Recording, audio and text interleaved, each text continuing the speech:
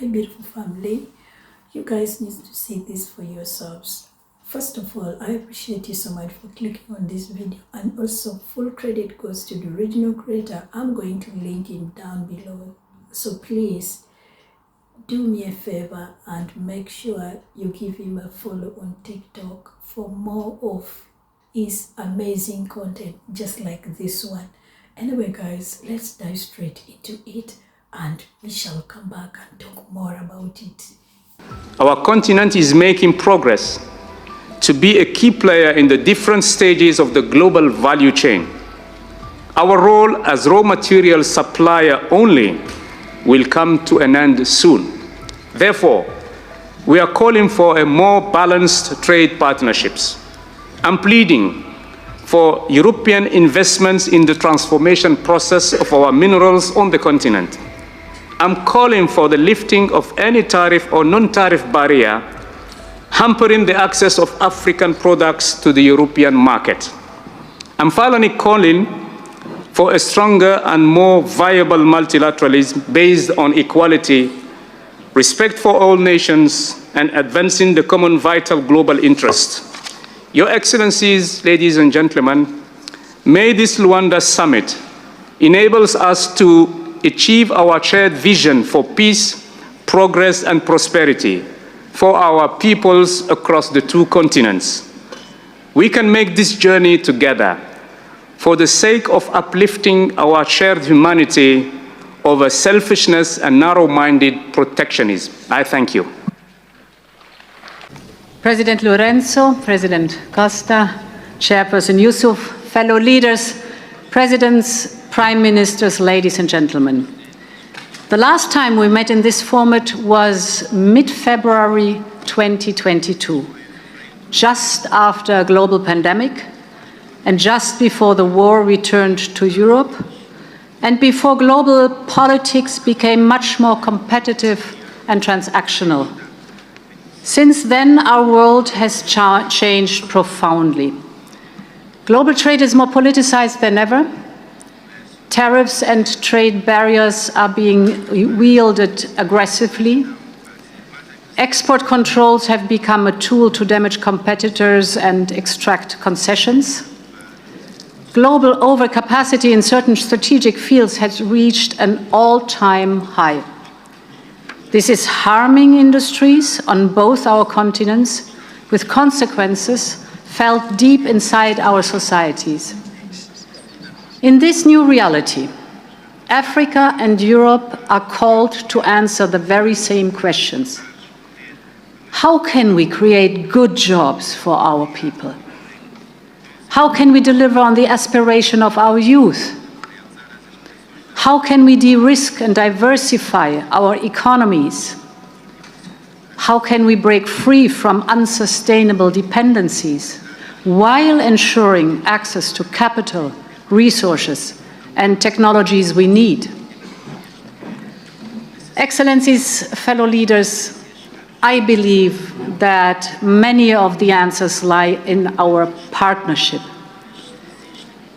In a more confrontational global economy, Africa and Europe need each other more than ever before. And this is what brings us here to Luanda. Today we can look back on the progress achieved since our last summit, but more importantly, we will look forward to new opportunities to work together. As old friends, but also as trading partners, investment partners, business partners, we want Africa and Europe to be partners of choice. Excellencies, fellow leaders, in a world of trade conflicts, a closer partnership between us begins with trade itself. Europe is already your first trading partner by far. 1/3 of Africa's total trade is with Europe. And Africa exports to Europe more than twice as much as to China, for example. Most of our trade has been duty-free and quota-free already for decades, thanks to our free trade deals and preference schemes, but I see room to expand our trade relationship even further. right across the continent. We are building new infrastructure together to connect Africa and Europe. From ports to pipelines, the list is long. But take the Lobito Corridor. You all know this ambitious project to bring critical minerals from Zambia and DRC to global markets. But it is much more than that. As we launched the corridor, we also started working with farmers right here in Angola. European companies provided training. They helped local companies align with European standards and expand their export capacity. And this week we can celebrate that the very first shipment of Angolan avocados will leave Lobito bound to Europe. This is how we can make global trade a driver of local growth. And while we connect Africa to global markets, we are also supporting trade within your continent. I think this is the best way for African companies to scale up and prepare for global competition. With this summit, we are announcing more support to the African Continental Free Trade Area. And the message is clear. Even and especially in these times of global tensions, we believe in the power of trade because it delivers for our people and it delivers for our economies. Excellencies, fellow leaders, together with trade comes investment. And this is the second point I would like to address. At our summit 3 years ago, I presented our new Global Gateway Agenda, and you just referred to it. And in these 3 years, you have all seen what Global Gateway stands for. It is more than an investment and infrastructure development program. It invests in local jobs and local value chains. And this is what makes it unique in the global investment landscape. Other investors might follow a different playbook by building factories, whether in Africa or in Europe, but staff them with foreign workers. They drill, they mine, and they take the profits away. They often leave a legacy of unsustainable debts. This is not Europe's model. When we invest in the local processing of raw materials in Namibia or Zambia, when we build pharmaceutical industries from Senegal to Rwanda, when we bring data cables to the Maghreb and East Africa, these investments are truly in our mutual interest. They enable to move higher up the global value chain. They create new jobs for African youth, new skills for researchers, new businesses opportunities for African companies. And while doing so, we also create new markets for European companies and strengthen our European supply chain. So a true win-win situation. When we launched Global Gateway, we aimed to invest 150 billion in Africa by 2027. So far, we have already mobilized more than 120 billion euro, so we are well on track to meet our target. And at a time when major investors are rethinking their global engagement, Europe is very clear. Our commitment to Africa is here to stay. And this leads me to my third and final point, about one sector where it is particularly urgent to scale up investment. The global clean transition is now in full swing. Last year, over 90% of new energy capacity installed worldwide was renewable. Solar and wind have replaced coal as the leading source of electricity worldwide. But out of $2 trillion invested in clean energy globally in 2024, only 2% came to Africa, the continent with 60% of the world's best solar potential. This cannot be. It leaves 600 million people without electricity and 4 in 5 families without clean cooking options. Every person should have access to clean energy. Every continent should enjoy cheap energy. And this is why, together with President Ramaphosa, we launched a campaign. We called it Scaling Up Renewables in Africa. And at the G20 summit earlier this week, we reached 15.5 billion euros in global pledges. This is great news, and I want to thank the many leaders in this room that contributed. With the contributions made by governments and the private sector, we will bring electricity to millions of people across the continent. And this is also why we have pledged at the International Energy Agency's Clean Cooking Summit to deliver as Team Europe more than 400 million towards clean cooking projects in Africa. Because a just transition must be for all, and it must be made in Africa. Excellencies, fellow leaders, our partnership was born 25 years ago at the dawn of a new century. Back then, leaders from Africa and Europe agreed on a fundamental truth. Our continents have different histories, but we share the same destiny. What our predecessors called destiny has become reality today. Our prosperity is more connected than ever. We both need to build the industries of tomorrow. We both need to make the most of our talent and resources and get rid of dangerous dependencies. The case for Africa and Europe to join forces is overwhelming. So let us find new ways in doing so. Let us walk this path together. Thank you very much, and I wish us a very successful summit. Thank you. All right, let's talk. First of all, I want to start from that point because I've been seeing recent meetings between EU and AU, and in this particular video, this EU representative stated something that I don't know if I'm the only one who disagreed with her or not, but she said this is the time that Europe and Africa need each other the most. And also talking about partnership, business, friendship, all those fancy words.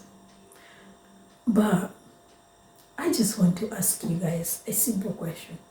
Between Europe and Africa, who actually needs who the most? Let's not sugarcoat it, because for centuries, European countries have benefited massively from African exported raw materials. And suddenly, when Africa started blocking exportation of its raw materials to them, suddenly they want to befriend Africa. Suddenly unity matters.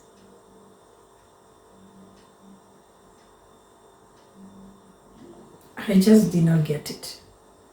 We all saw what happened with France when Africa blocked its raw materials from being exported. The panic was real, right? And there is a video I watched that video with a lot of pain, but also it was true. I'm so sure that you have come across that video either on TikTok or on YouTube. I've not yet seen it on YouTube, but I saw it on TikTok. The man was actually an American. He was saying that, not a black American, he's a white American. He was saying that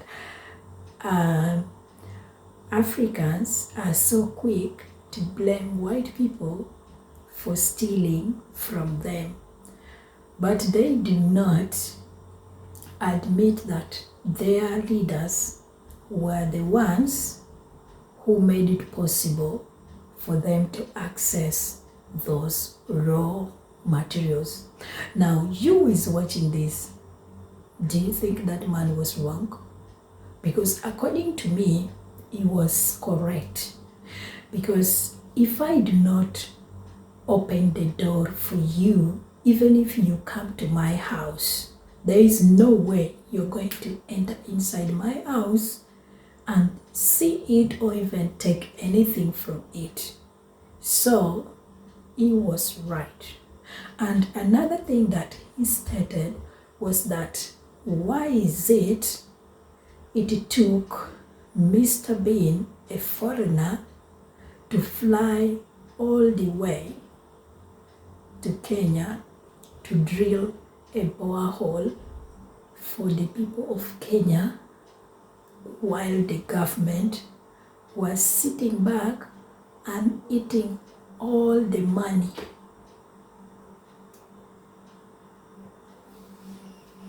And today again I'm watching almost something similar. The woman was talking about the energy, extending the energy, blah, blah. Why is it that Africans always want somebody else to come and do things for them? This is where my anger always comes from. Because let's talk about solar. We have got abundant sunshine in Africa. So why can't our own government extend this energy, like solar energy, into people's homes? I understand that Africa is a third world country.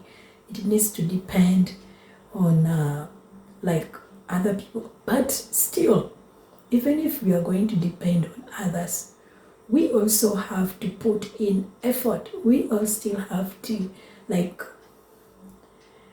we have that power to get all those things, but I just do not get it. Which day or which date were Africans created?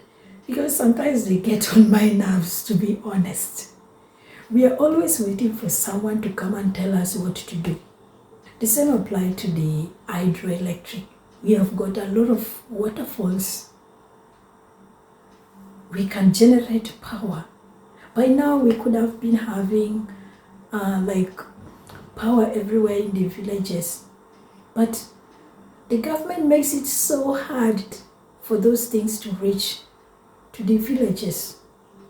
And that's why people from outside will see where our weaknesses are, and they will come. Of course, they will help. And you will pay the heavy price. So, this is just my take on all these things. I always blame African leaders, no one else. I always blame them. Because without them doing all the nonsense that they do, we could have been somewhere better. Though people say that civilization would take long to reach Africa, blah. And I'm not even saying this to create division. This is simply the truth. And facts are facts. People always say that once a traitor will always be a traitor. And history has proven that more than once. You guys, just let me know what you think about this video, because if I am to speak, I think I will speak from tomorrow till God knows when. Thank you so much for watching. I will be waiting to hear from you. Kindly like the video, subscribe to the channel, share it, and I will see you soon. Be blessed and take care. Bye.